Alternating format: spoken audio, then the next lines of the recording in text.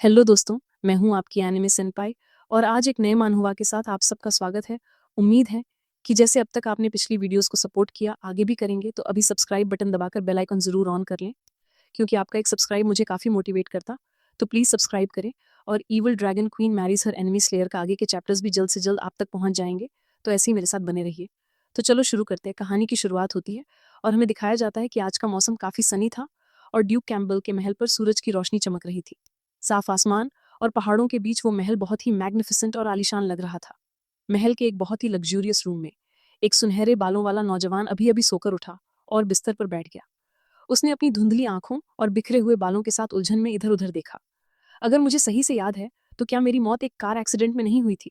उसने हैरानी में अपने हाथों को देखा और खुद से बड़बड़ाया, क्या मैं दूसरी दुनिया में आ गया हूँ? उसने सिर उठाकर कमरे का लेआउट देखा। कमरे का डिजाइन किसी शाही महल जैसा था। मेज पर कुछ किताबें, एक खंजर और एक शीशा रखा था। उसने ध्यान दिया कि मेज, कुर्सियां और बाकी फर्नीचर काफी स्पेशल थे, बिल्कुल वेस्टर्न स्टाइल का पैलेस डेकोरेशन। उसने मेज पर रखे आईने में अपनी शक्ल देखी। शीशे में उसके लंबे सुनहरे बाल बिखरे हुए थे और उसका चेहरा इतना ब्यूटीफुल था कि कोई भी लड़की उस पर फिदा हो जाए। उसने अपने चेहरे को छुआ और धीरे से कहा, यह चेहरा तो बिल्कुल वैसा ही है जैसा मैं 17-18 साल की उम्र में दिखता था। उसे समझ नहीं आ रहा था कि वो आखिर है कहाँ। उसने डर के मारे अपने बालों को दोनों हाथों से पकड़ा और चिल्लाया, आखिर मैं ट्रांसमाइग्रेट होकर कहाँ आ गया हूँ? अचानक उसे कुछ याद आया। वो बिस्तर से उठा और डेस्क के पास गया। उसने एक हाथ कुर्सी पर रखा और दूसरा अपनी चिन पर, और आईने में खुद को बार बार देखने लगा। एक बार फिर से देखता हूँ। हे, मैं बचपन में वाकई काफी हैंडसम था। सच कहूँ तो चेहरा काफी अच्छे से रिस्टोर हुआ है। ये शायद गेम्स जैसी कोई दुनिया है। तभी वो अचानक जम गया और उसकी आंखें सीरियस हो गईं। रुको। उसने अपनी ठुड्डी पकड़ी और हालात के बारे में सोचने लगा। ट्रक से टकराने के बाद दूसरी दुनिया में आना, क्या ये मरते वक्त मेरे दिमाग में चल रहा कोई फैंटेसी ख्याल तो नहीं? वो मेज के सामने खड़ा हुआ और वहां रखा लाल खंजर उठा लिया। वो खंजर को घूरते हुए सोचने लगा कि इस सच्चाई को कैसे कंफर्म किया जाए। इसे चेक करना ही होगा। तभी चाकू से खाल कटने की आवाज आई और खून की एक धार निकल पड़ी। खिड़की से आती सूरज की रोशनी में वो खून साफ चमक रहा था। उसने अपनी उंगली काट ली थी। उसने बेजान चेहरे से अपनी उंगली से बहते खून को देखा। मैंने बस एक छोटा सा कट मारा था। ये चाकू तो बहुत ज्यादा शार्प है। आह, बहुत दर्द हो रहा है। ये सच है, मैं वाकई दूसरी दुनिया में आ गया हूँ। असली दर्द महसूस होने के बाद वो हाथ पकड़कर दर्द के मारे बिस्तर पर लौटने लगा और कभी कभी बहते हुए खून को चाटने लगा। अचानक उसे अपनी रूह कांपती हुई महसूस हुई। वो वहीं जम गया, जैसे उसके दिमाग में ढेर सारी यादें भरी जा रही हों। यादों में उसने देखा कि उसने फटे पुराने कपड़े पहने हैं और वो एक दीवार के सहारे टिका है, जबकि उसके सामने से गुजरने वाली लड़की इस दुनिया की प्रोटैगनिस्ट यानी कि मुख्य किरदार है। फिर एक अजीब सी आवाज गूंजी, मून कैंपबेल ने शाही परिवार का अपमान किया है, उसकी नोबल स्टेटस छीन ली जाए और उसे आम नागरिक बना दिया जाए। उसका अपराध माफी के लायक नहीं है, उसे देश निकाला दिया जाता है। नजारा बदला और वो सड़क पर एक भिखारी बन गया। बिखरे बाल, फटे कपड़े और चारों तरफ शराब की बोतलें और कचरा। उसका एक हाथ और एक पैर भी नहीं था। मून कैंपबेल अब कभी साम्राज्य की सीमा में कदम नहीं रखेगा। उल्लंघन करने पर मौत की सजा मिलेगी। ये यादें दिमाग में आने के बाद उसका सिर भारी हो गया। इतनी इन्फॉर्मेशन एक साथ झेलना उसके लिए मुश्किल था। वो बेड के सहारे सिर टिकाकर जोर जोर से हाँफने लगा। मुझे यकीन नहीं हो रहा। पहले मुझे लगा नाम सिर्फ एक इत्तेफाक है, लेकिन जब उसकी घबराहट थोड़ी कम हुई तो उसकी नजरें सामने जम गईं। उसे इस शरीर के असली मालिक का नाम और बैक स्टोरी याद आ गई। उसने एक ठंडी आह भरी, मैं आखिर इसी के शरीर में क्यों रेइनकार्नेट हुआ? वो दिमाग से पैदल विलेन, वो पीली आंखों वाला विलेन जो एक एलीट मॉन्स्टर तक नहीं था। उसका नाम उसके दिमाग में गूंजा, moon Campbell, moon Campbell. Moon को अपनी पिछली जिंदगी याद आई। उसे याद आया कि वो हर रात देर तक जागकर अपने मोबाइल पर लाइट नॉवेल्स पढ़ता था। The strongest and most gifted girl in history पिछले साल का सबसे मशहूर उपन्यास था।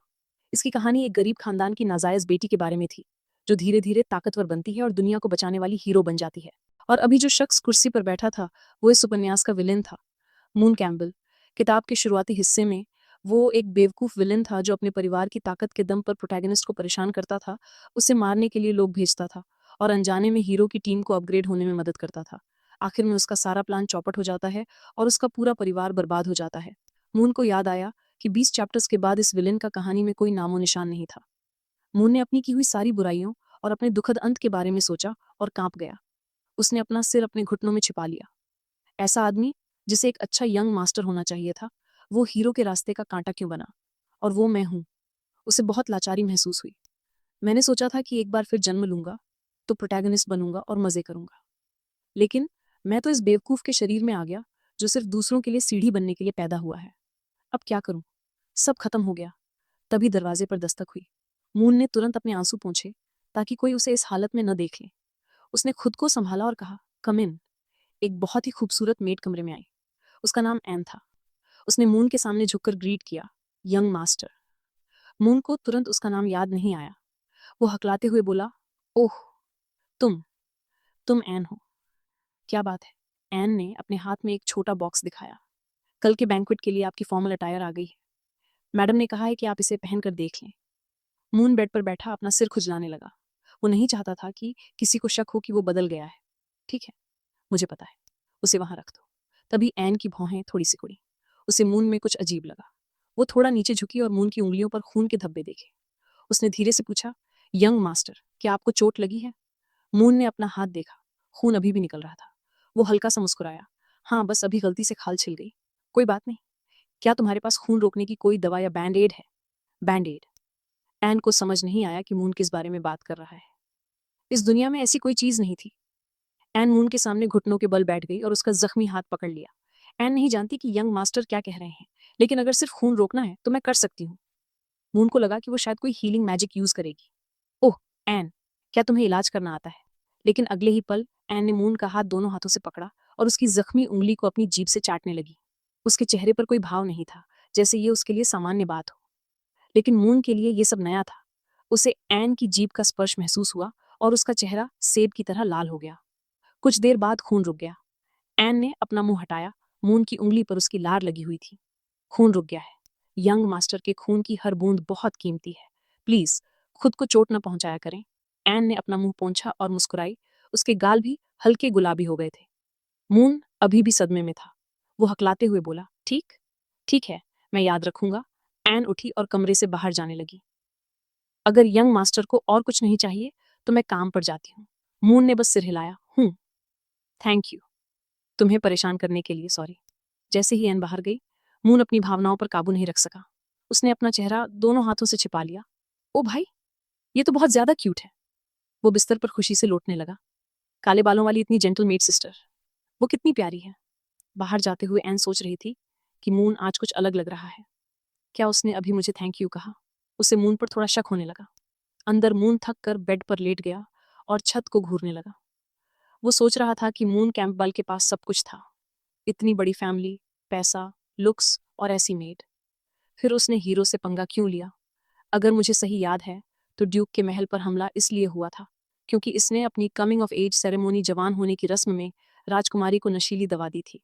मून के चेहरे पर एक कॉन्फिडेंट मुस्कान आ गई। चलो, कम से कम मुझे प्रॉब्लम तो पता है। जब तक मैं उस हीरो को परेशान नहीं करूंगा और रस्म के दिन कोई बेवकूफ़ी नहीं करूंगा, तब तक मेरी जान बची रहेगी। मुझे एक अमीर प्लेबॉय की तरह जीने के लिए प्लानिंग करनी होगी। वैसे वो रस्म कब है? तभी उसे याद आया कि एन ने अभी अभी उसके कपड़े लाकर दिए थे। एन ने कहा था कल के लिए कपड़े हैं। कल? रस्म कल ही है? मून पूरी तरह सुन्न हो गया। उसे उम्मीद नहीं थी कि उसका अंत इतनी जल्दी आने वाला है। वो जोर से चिल्लाया, लानत है। वो बेड पर गिर गया और रोने लगा। सिस्टम, क्या कोई है? Old man, goddess? उसने सबको पुकारा, लेकिन कोई नहीं आया। क्या मेरे पास कोई चीट एबिलिटी नहीं है? पिछले जन्म में कम से कम लकी ड्रा में कुछ तो निकलता था।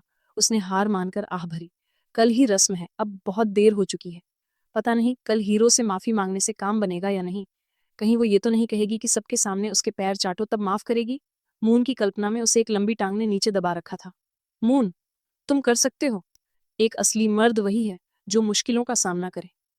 पैर चाटना खानदान बर्बाद होने से तो बेहतर है। मैं ये बेइज्जती सह लूंगा, और अगर वो कल ब्लैक स्टॉकिंग्स पहनकर आए तो और भी अच्छा है। मून ने खुद को दिलासा दिया, तय रहा। कल जैसे ही हीरो मिलेगी, मैं बिजली की रफ्तार से उसके पैरों में गिर जाऊंगा। तभी मून के पीछे एक रहस्यमयी पोर्टल खुला और उसके सिर पर कुछ आकर गिरा। आह, बहुत दर्द हो रहा है। क्या मेरा सिर फोड़ने का इरादा है? उसने पीछे मुड़कर देखा। बिस्तर पर एक बैंगनी रंग की किताब पड़ी थी जिस पर अजीब सा पैटर्न बना था। मून ने कांपते हुए हाथ से उसे उठाया। क्या ये क्या ये वही है? उसकी खुशी का ठिकाना नहीं रहा। मेरी चीट एबिलिटी आ गई। मून ने कांपते हुए हाथों से बिस्तर पर पड़ी उस बैंगनी किताब को ऐसे उठाया जैसे उसे कोई खजाना मिल गया हो। उसने उसे बड़े ध्यान से दोनों हाथों से पकड़ा, जैसे डूबते को तिनके का सहारा मिल गया हो। वो खुशी के मारे रोने लगा और किताब को गले लगा लिया। उसे लगा कि भगवान ने खुद उसकी किस्मत बदलने के लिए ये चीज भेजी है। भगवान ने अभी मेरा साथ नहीं छोड़ा है। भले ही मैं एक लूजर लड़का हूँ जिसे बस मरने के लिए पैदा किया गया था, पर चीटेबिलिटी साथ हो तो बात ही अलग है। अभी उसके सिर का खून भी नहीं पोंछा गया था कि मून एक्साइटमेंट में बिस्तर पर बैठ गया और किताब के पन्ने पलटने लगा। वो बस ये देखना चाहता था कि इसमें अपनी डेस्टिनी बदलने के क्या तरीके लिखे हैं। उसने पूरे कॉन्फिडेंस के साथ खुद से कहा, अब से मैं असली कहानी का अंत बदल दूंगा और अपनी किस्मत खुद लिखूंगा। जैसा कि कहते हैं, मेरी तकदीर मेरे हाथ में है। लेकिन जैसे ही उसने किताब का एक पन्ना पलटा, वो सन्न रह गया। ओ! वो फटी आंखों से किताब को घूरने लगा। उसने अपनी आंखें झपकाईं। उसे यकीन ही नहीं हुआ कि उसने क्या देखा। उसे लगा शायद वो गलत तरफ से पढ़ रहा है, इसलिए उसने किताब घुमाकर फिर से पढ़ी, पर उसे सब बहुत अजीब लगा। उसने कुछ पन्ने पीछे पलटे ताकि बाकी कंटेंट देख सके, पर पूरी किताब वैसी ही थी। मून को पता चला कि इस किताब में तो कुछ लिखा ही नहीं है। ये तो एक ब्लैंक बुक है। मून बिना शब्दों वाली इस किताब को देखकर हैरान रह गया। रुको, ये क्या चक्कर है? क्या ये बिना शब्दों वाली किताब है? क्या इसका मतलब ये है कि मुझे इसे किसी स्पेशल वे से एक्टिवेट करना होगा? मून अपनी नाक के पास उंगली रखकर गहराई से सोचने लगा कि इस वेस्टर्न यूरोपियन वर्ल्ड सेटिंग के हिसाब से किताब में शब्द देखने के लिए क्या करना होगा। इत्तेफाक से उसके हाथ की उंगलियां उसके सिर से बहते हुए खून से टच हो गईं। मून का ध्यान अपने खून के बहाव पर नहीं था। उसकी उंगलियां धीरे से हिलीं और थोड़ा सा खून उसके गालों से होता हुआ ठुड्डी चिन्ह तक आ गया। खून की कुछ बूंदें उसकी ठुड्डी से गिरकर मून की टांग पर रखी किताब के पन्ने पर जा गिरीं। पन्नों ने तुरंत उस खून को सोख लिया और अचानक किताब से काली बैंगनी एनर्जी निकलने लगी। इसी पल मून को एहसास हुआ कि कुछ गड़बड़ है। उसने नीचे देखा तो पाया कि किताब से एक अजीब सी रोशनी निकल रही थी और उस काली बैंगनी एनर्जी ने उसे चारों तरफ से घेर लिया था। किताब अचानक उसके हाथों से हवा में उड़ने लगी और उसके पन्ने पागलों की तरह फड़फड़ाने लगे। पूरे कमरे में पन्ने पलटने की आवाज गूंजने लगी, जिससे मून को डर लगने लगा। पन्ने पलटने के दौरान किताब के बीचों बीच एक काला बैंगनी वॉर्टेक्स भंवर बनने लगा और उसके बाद एक जबरदस्त सक्शन फोर्स पैदा हुआ जो मून को किताब के अंदर खींचने की कोशिश कर रहा था। मून को कुछ समझ नहीं आया कि क्या हो रहा है। उसने हैरानी से उस अजीब किताब को देखा और चिल्लाया, धत तेरे की, ये क्या हो रहा है? किताब पागलों की तरह पन्ने पलट रही थी और मून के सिर से बहने वाले खून को एब्जॉर्ब कर रही थी। मेरा खून। उसने खुद को बचाने के लिए अपने हाथ आगे किए और पीछे की तरफ झुकने की कोशिश की ताकि वो अंदर न खिंच जाए, लेकिन वो खिंचाव इतना तेज था कि मून के बाल तक अंदर खिंचने लगे थे। उसने इस बेकाबू सिचुएशन को देखा और खुद को बहुत लाचार महसूस करने लगा। किताब द्वारा काफी ज्यादा खून सोख लेने की वजह से मून को बहुत कमजोरी महसूस होने लगी। उसकी आंखें बंद होने लगी थीं और सामने का नजारा धुंधला होता जा रहा था। उसे बस अपना खून अपनी आंखों के सामने से उड़कर उस किताब में गिरता हुआ दिखाई दे रहा था। थोड़ी देर बाद उसे पता ही नहीं चला कि क्या हुआ और वो बेहोश हो गया। मून शायद उस किताब के जरिए किसी अनजान जगह पर पहुंच गया था। उसके हाथ एक लकड़ी के तख्ते से बंधे हुए थे और उन पर चोटों के निशान और कट्स थे। उसके पैर भी उसी तख्ते पर जकड़े हुए थे और जख्मों से भरे थे। अगर मून की हालत को ध्यान से देखें तो उसके शरीर पर एक भी कपड़ा नहीं था और गले में एक कॉलर और जंजीर बंधी थी। न सिर्फ चेहरा बल्कि उसका पूरा शरीर लाल जख्मों से ढका हुआ था। ये निशान इतने डरावने थे कि ऐसा लग रहा था जैसे उसे बुरी तरह टॉर्चर किया गया हो। असहनीय दर्द की वजह से उसका शरीर कांप रहा था। जब मून को होश आया तो उसने धीरे धीरे अपनी आंखें खोलीं। वो सुध बुध खोकर इधर उधर देखने लगा और उसे एहसास हुआ कि वो किसी ऐसी जगह पर है जिसे वो नहीं जानता। चारों तरफ घना अंधेरा था और कुछ भी साफ दिखाई नहीं दे रहा था। ये कौन सी जगह है? तभी अचानक कहीं से एक अनजान औरत की आवाज आई। वो रहस्यमयी औरत न जाने कहाँ से प्रकट हुई और अचानक मून के करीब आ गई। उसके चेहरे के हाव भाव बहुत डरावने थे।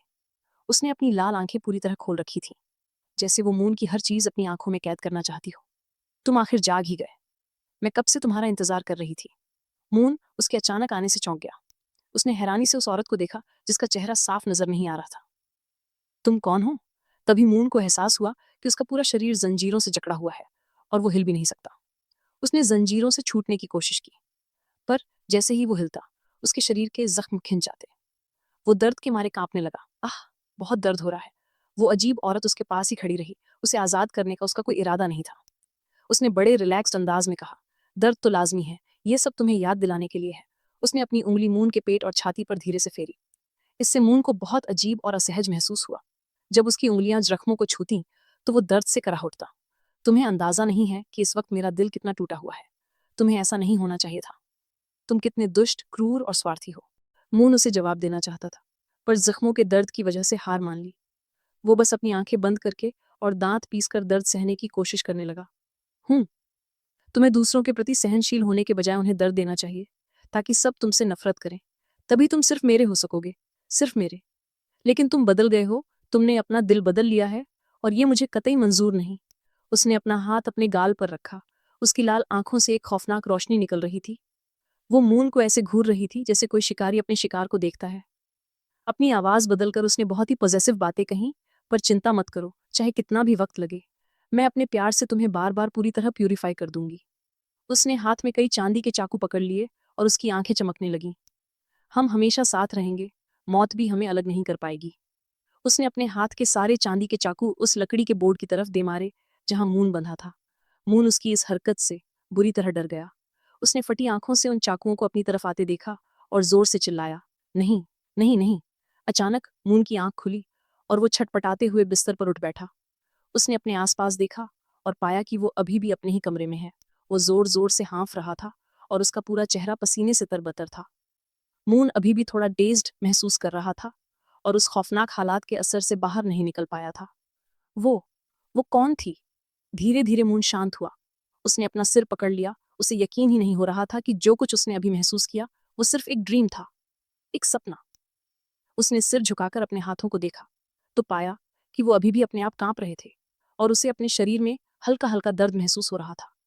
अभी जो कुछ हुआ वो इतना रियल लग रहा था कि उसका दर्द अभी भी उसकी स्किन पर महसूस हो रहा था। वो सपना जरूरत से ज्यादा सच जैसा था।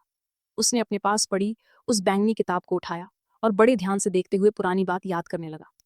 बेहोश होने से पहले मुझे याद है कि ये अजीब किताब पागलों की तरह पन्ने पलट रही थी और मेरा काफी सारा खून चूस लिया था। अगर ये वाकई इस किताब द्वारा दिखाया गया कोई प्रिकॉग्निटिव ड्रीम भविष्य बताने वाला सपना था, तो क्या वो दर्दनाक अंत मेरी किसी गलती की वजह से होने वाला है? उसने सुराग ढूंढने के लिए किताब खोली। किताब खोलते ही वो एकदम सुन्न रह गया। उस बुक ऑफ प्रोफेसी से काली बैंगनी एनर्जी बाहर निकल रही थी। जिस पन्ने पर पहले कुछ नहीं लिखा था, वहां अचानक लाल रंग के अक्षरों में कुछ लाइनें दिखने लगीं। हालांकि कुछ शब्द इतने धुंधले थे कि उन्हें समझना मुश्किल था, बस कुछ ही शब्द साफ दिख रहे थे। जो शब्द साफ पढ़े जा सकते थे वो थे डॉ नॉट चेंज, बदलाव मत करो, फॉर और फेट, किस्मत। इससे पहले कि मून बाकी शब्दों का मतलब समझ पाता, वो किताब एक काली रोशनी में बदली और सीधे उसके माथे के अंदर समा गई। मून ने बाकी शब्द तो नहीं पढ़े थे, पर वो उन कुछ लाइनों से मोटा मोटी मतलब समझ गया था। उसने अपना माथा छुआ और थोड़ा परेशान होते हुए सोचने लगा, क्या ये मुझे वार्निंग मिल रही है कि मैं ओरिजिनल प्लॉट को न बदलूं, वरना मेरा वैसा ही बुरा अंजाम होगा। लेकिन अगर मैंने कुछ नहीं बदला तो भी तो अंत बुरा ही होगा ना। उस वक्त शाम ढल रही थी और सूरज डूबने वाला था। डूबते सूरज की रोशनी उसके कमरे में आ रही थी और खिड़की से आती ठंडी हवा पर्दों को हिला रही थी। मून खिड़की के पास गया और ढलते सूरज को देखते हुए खुद से बड़बड़ाया, तो आखिर में मेरे सारे आइडियाज सिर्फ ख्याली पुलाव थे। जिंदा रहने के लिए मुझे खुद बर्बादी की राह पर चलना होगा। उसने अपना हाथ अपनी ठुड्डी पर रखा और सोच में डूब गया। अचानक उपन्यास में मून कैम्पबेल के अंत को याद करते हुए उसे एक जबरदस्त आइडिया आया। रुको एक मिनट, अगर ढंग से सोचूं तो असली किताब में उसका अंत उतना भी बुरा नहीं था। कम से कम आखिर में वो जिंदा तो था। उस निकम्मे यंग मास्टर को कमाना खाना नहीं आता था, इसलिए वो भिखारी बन गया। लेकिन मैं अलग हूँ। मून कैम्पबेल और खुद के बीच का फर्क समझते ही मून में फिर से हिम्मत आ गई। उसने पूरे कॉन्फिडेंस के साथ अपनी मुट्ठियां भींची। मैं कोई मामूली बंदा नहीं हूँ। मैं मॉडर्न जमाने के 996 फीट वर्क कल्चर की आग में तपा हुआ एक वर्किंग प्रोफेशनल हूँ। वैसे भी उपन्यास में आगे ये नहीं बताया गया कि मून कैम्पबेल का आखिरी में क्या हुआ। तो फिर देश निकाला मिलने के बाद मैं किसी दूसरे देश में अपनी मॉडर्न अक्ल के दम पर जीरो से शुरुआत कर सकता हूँ। खिड़की से आती सूरज की रोशनी उसके शरीर पर पड़ रही थी। उसने लाल आसमान की तरफ देखा और एक कॉन्फिडेंट मुस्कान दी। ये सो कॉल्ड एरिस्टोक्रेटिक स्टेटस किसी काम का नहीं है। ये तो बस गरीब लोगों का खून चूसने वाला एक प्रिविलेज्ड क्लास है। एक सच्चा सोशलिस्ट प्रोलेटेरियन वॉरियर होने के नाते मैं इस दुनिया में भी अपने हाथों और ज्ञान से अपनी रोजी रोटी कमा सकता हूँ। थोड़ी देर बाद डिनर का वक्त हो गया। मून ने कपड़े बदले और डाइनिंग रूम में पहुंच गया। उसने सामने रखे स्टेक को बड़े चाव से खाना शुरू किया। बाएं हाथ से वाइन का घूंट लेते हुए और दाएं हाथ से स्टेक खाते हुए वो उन व्यंजनों का मजा लेने लगा जो उसने पिछली जिंदगी में कभी नहीं चखे थे। कमरे में सोची हुई सारी टेंशन उसने थोड़ी देर के लिए साइड में रख दी। धत तेरे की, मैंने अपनी पिछली जिंदगी में इतना स्वादिष्ट स्टेक और वाइन कभी नहीं चखा। ये जालिम प्रिविलेज्ड क्लास का खाना तो वाकई बहुत टेस्टी है। मेज पर सिर्फ स्टेक और वाइन ही नहीं, बल्कि और भी कई लजीज डिशेज और डिसर्ट्स थे। मून को लगा जैसे वो जन्नत में हो। वो आंखें बंद करके खाने का लुत्फ उठाने लगा। मून के बगल में बैठी वो सलीकेदार और मैच्योर महिला प्रिंसेस नॉइस कैम्पबेल थी, जो मून की माँ थी। उन्होंने देखा कि आज उनके बेटे का मूड थोड़ा बदला बदला और अच्छा है। उन्होंने मुस्कुराते हुए पूछा, क्या बात है मून, आज तुम बहुत खुश लग रहे हो। हाँ हाँ, पक्का तुम कल के कमिंग ऑफ एज बैंक्वेट के लिए एक्साइटेड होगे। आखिर वो तुम्हारी जिंदगी की सबसे बड़ी पार्टी जो है। प्रिंसेस के दूसरी तरफ जो थोड़े रौबदार इंसान बैठे थे, वो grand Duke of Campbell, Ron Campbell थे, यानी मून के पिता। उन्होंने स्टेक का एक टुकड़ा उठाया और अपने बेटे की तरफ मुस्कुराते हुए देखते हुए प्रिंसेस की बात का जवाब दिया। जब मून ने अपने माता पिता को कमिंग ऑफ एज सेरेमोनी यानी जवान होने की रस्म का जिक्र करते सुना तो उसने बड़े एलिगेंट तरीके से हाथ से कांटे चम्मच नीचे रखे और एकदम रिलैक्स्ड होकर बोला, जी पिताजी, माँ, मैं वाकई इसका इंतजार कर रहा हूँ। प्रिंसेस ने अपने दोनों हाथों से अपना चेहरा पकड़ा और प्यार से अपने बेटे को देखने लगी। कल मेरा बेटा दावत में सबसे आई कैचिंग होगा। पता नहीं कितनी नोबल लड़कियां उसके पीछे पागल हो जाएंगी। ग्रैंड ड्यूक ने अपनी पत्नी की तरफ प्यार भरी नजरों से देखा और मुस्कुराते हुए कहा, ये नहीं चलेगा। हमारे मून की मंगेतर पहले से तय है। अगर प्रिंसेस सिसिलिया ने ये सब देखा और वो जेलस हो गई तो उन्हें समझाना मुश्किल हो जाएगा। जैसे ही ग्रैंड ड्यूक ने सिसिलिया का नाम लिया, प्रिंसेस का मूड थोड़ा खराब हो गया। उन्होंने हाथ बांध लिए और मुंह फुलाकर दूसरी तरफ देखने लगी। हम्म, मुझे प्रिंसेस सिसिलिया पसंद नहीं है। वो बहुत कोल्ड है और बिल्कुल भी क्यूट नहीं है। वो हमारे छोटे से मून के लायक नहीं है। ग्रैंड ड्यूक ने उन्हें समझाते हुए कहा, आप ऐसा नहीं कह सकती। अगर प्रिंसेस सिसिलिया भी उसके लायक नहीं है तो फिर कोई भी नहीं है। मून ने अपनी ठुड्डी पर हाथ रखा और मुस्कुराते हुए अपने माता पिता की इस मजेदार नोक झोंक को देखने लगा। लेकिन उसके दिमाग में कुछ और ही चल रहा था। मेरे प्यारे मम्मी पापा, आपको अपने बेटे पर इतना कॉन्फिडेंस कैसे है? प्रिंसेस सिसिलिया आखिर चीज क्या है? वो इस साम्राज्य की तीसरी राजकुमारी है जिसे भगवान का वरदान मिला है और वो साम्राज्य की सबसे बड़ी सुंदरी की कैंडिडेट है। उपन्यास में सिसिलिया अपनी रूखे स्वभाव और बाहर से सख्त पर अंदर से नरम दिल की वजह से बहुत पॉपुलर थी। वो जहां भी जाती सबकी नजरें उसी पर टिकी रहती। मून ने अपने माता पिता को देखा जिन्हें कुछ भी नहीं पता था और उसने धीरे से अपना सिर हिलाया। वो उनकी बातों पर थोड़ा स्पीचलेस था। उसे याद आया कि उपन्यास में मून कैंपेल ने कितनी बुराइयां की थीं और उसका कैरेक्टर कितना घटिया था। वो सिसिलिया के लायक बिल्कुल नहीं था। आपका बेटा कैसा इंसान है, क्या आपको पता नहीं? इस पूरी दुनिया में सिर्फ आपको ही वो हीरा लगता है। सूरज ढल रहा था और ग्रैंड ड्यूक और प्रिंसेस खुशी खुशी बातें कर रहे थे। बीच बीच में उनके हंसने की आवाजें आ रही थीं। मून उन्हें देख रहा था और मन ही मन सोच रहा था, असली कहानी में आप दोनों बहुत अच्छे लोग थे, पर बदकिस्मती से आपका बेटा ऐसा निकला। कहानी के हिसाब से कल की रस्म के बाद आप दोनों भी मुश्किल में पड़ जाओगे और पूरा कैंप बेल खानदान साम्राज्य के ऊंचे तबके से बाहर कर दिया जाएगा और कहानी से गायब हो जाएगा। उसने अपने माता पिता को हल्का सा झुककर प्रणाम किया, जिसका मतलब था कि उसका खाना हो गया है, और वो पहले बाहर निकल आया। भले ही वो किताब कहती है कि मैं अपनी किस्मत नहीं बदल सकता, लेकिन हाथ पैर तुड़वाकर भिखारी बनकर दर दर भटकना, ये तो मॉडर्न सोच के साथ भी सहना बहुत मुश्किल है। मैं इसे एक्सेप्ट नहीं कर सकता। मून बड़े मजबूत इरादों के साथ दरवाजे की तरफ बढ़ा। मुझे कुछ तो रास्ता निकालना होगा।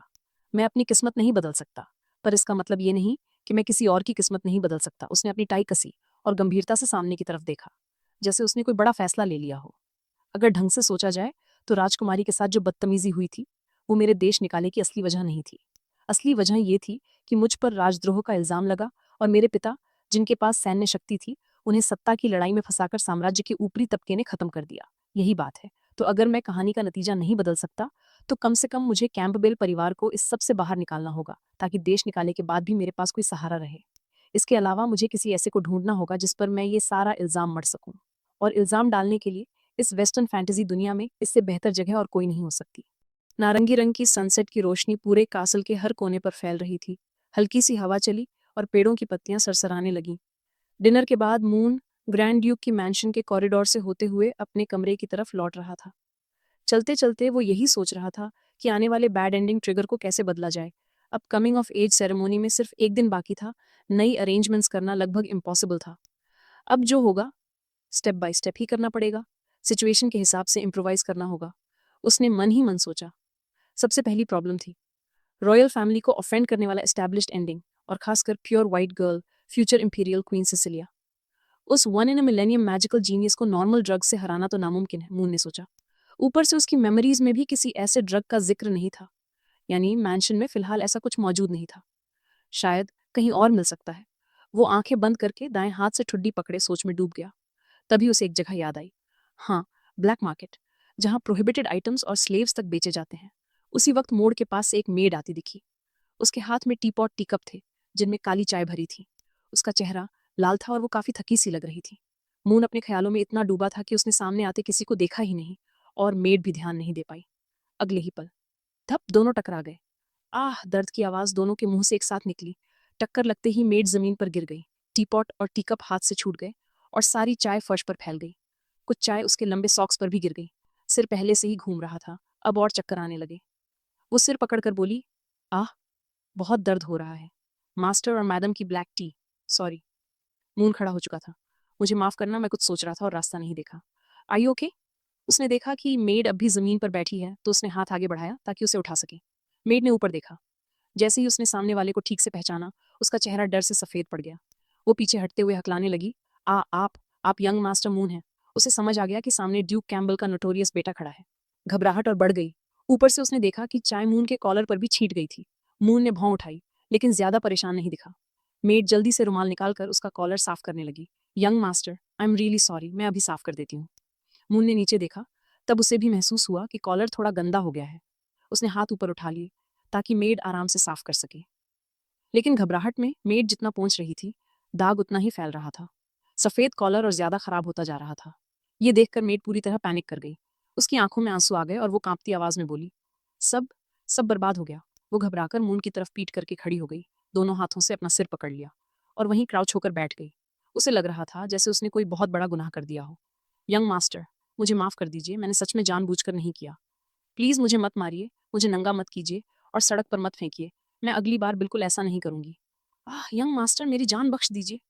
डर के मारे उसकी आंखों से आंसू रुक ही नहीं रहे थे और ज्यादा नर्वस होने की वजह से उसका चेहरा भी लाल हो गया था। मून उसके पीछे खड़ा था और कुछ नहीं बोला।